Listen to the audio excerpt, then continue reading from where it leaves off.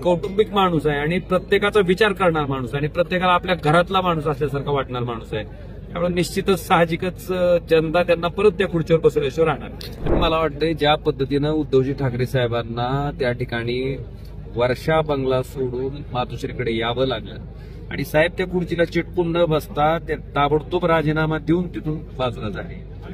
मला वाटतं ज्यावेळेस साहेब वर्षा बंगल्यावरनं मातोश्रीकडे येत होते त्यावेळेस सामान्य माणसाच्या डोळ्यात सुद्धा आसू होते, ज्याचा काही राजकारणाशी संबंध नाही, अशा माणसाच्या डोळ्यात आसू होते. मला वाटतं या अश्रूची किंमत सामान्य जनता येणाऱ्या विधानसभेच्या निवडणुकीत निश्चितपणे वसूल राजकारणी नाही. उद्धवजी ठाकरे साहेब मला वाटते ते जेव्हा मुख्यमंत्री होते तेव्हा कधीही वाटलं नाही की मुख्यमंत्री आमच्याशी बोलतोय, आमच्या कुटुंबातला कोणतरी प्रमुख माणूस आमच्याशी बोलतोय. मला वाटतं ही आपुलकी, ही भावना ही निर्माण करायचं काम आणि कोरोना सारख्या महामारीमध्ये सामान्य जनतेला, महाराष्ट्राला सांभाळायचं काम आदरणीय उद्धवजी ठाकरे साहेबांनी पार पाडले. आणि आपण बघितलं असेल की मुख्यमंत्री पदाला सुद्धा चिटकून न बसता ताबडतोब त्याच्यापासून राजीनामा देऊन साहेब बाजूला झाले. ज्यावेळेस कोर्टात सगळं चाललं त्यावेळेस त्या ठिकाणी न्यायाधीशांनी सुद्धा स्वतः म्हटले की तुम्ही राजीनामा दिला तर आम्ही परत तुम्हाला त्या पदावर बसवू.